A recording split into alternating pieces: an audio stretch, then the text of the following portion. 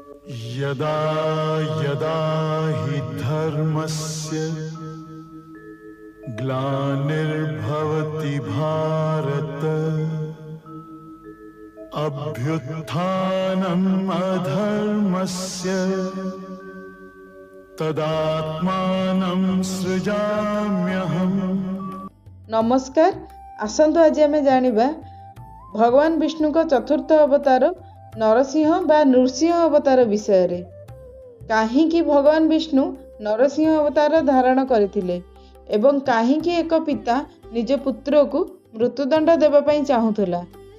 आज यही वीडियो रे आमे जानिबा सेही समस्त विषय रे। भगवान विष्णु का नरसिंह अवतार तांकर सबुठारु शक्तिशाली एवं उग्र रूपर स्वरूप अटे। एही अवतार अधर्मर विनाश और भक्तिर शक्ति को दर्शाए। असुर राजा हिरण्यकश्यपु समग्र विश्व उपरे अधिकार करिवा पई भगवान ब्रह्मा को आराधना करी एक विशेष वर प्राप्त करिथिला। एही वरदान पाइला परे हिरण्यकश्यपुर अहंकार बहुत बढ़ी जाइथिला। से निजको भगवान मानिवा को लागिला। असुर हिरण्यकश्यपु तार राज्यर समग्र प्रजा को केवल ताको पूजा करिवा पई कहिला। किंतु हिरण्यकश्यपुर एकमात्र पुत्र प्रहलाद जी की जन्मरू भगवान विष्णुकर जन परम भक्त थिला। जेबे हिरण्यकश्यप को जना पड़िला जे प्रहलाद तार परम शत्रु विष्णु को पूजा करुछि, से प्रहलाद को बहु बुझाइबा को चेष्टा कला। किंतु प्रहलाद निजर विष्णु भक्ति रे रत रहिले।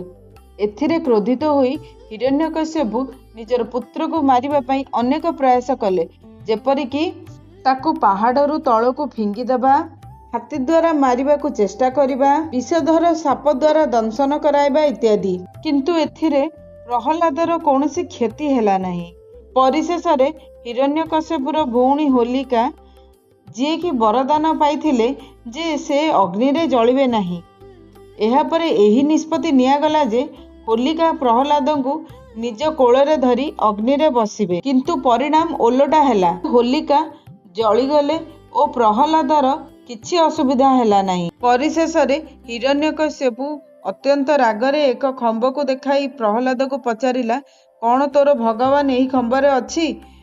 प्रहलाद शांति रे उत्तर देले, हाँ प्रभु कण कण रे अवस्थित। यह शुणी हिरण्यकश्यपु खंबटी को गदारे प्रहार कला। खंबटी फाटीगला ओ खंब मध्यरु भगवान नृसिंह प्रकट हेले। हिरण्यकश्यप को निज जंघ उपरे रखी निजर मुनिया नखरे तार छाती को बिदारी तार बद्ध कले। भगवानकर एही स्वरूपटी ना पूर्ण मनुष्य थिला ना पूर्ण पशु। सेतेबेले संध्यार समय थिला, अर्थात ना दिन थिला ना राति थिला। हिरण्यकश्यपुर बद्ध महलर अगणारे होइथिला, जहाँ ना घर ना भीतर। भगवान हिरण्यकश्यप को निजर जंघ उपरे रखी बद्ध कले, जहाँ ना भूमि ना आकाश। भगवान नृसिंह निजर नखरे हिरण्यकश्यपुर छाती चिरिथिले, जहाँ ना कौनसी अस्त्र ना शस्त्र। एही कथा आमको संदेश देउछि कि ईश्वर निजर परम भक्तर रक्षा जे कौनसी परिस्थिति रे करिथांती। एवं भगवान खंबरु प्रकट हेबा एहा दर्शाए जे भगवान कण कण रे विद्यमान ओ अहंकार एवं अधर्म केते शक्तिशाली हेले मध्य एहार अंत निश्चित अटे।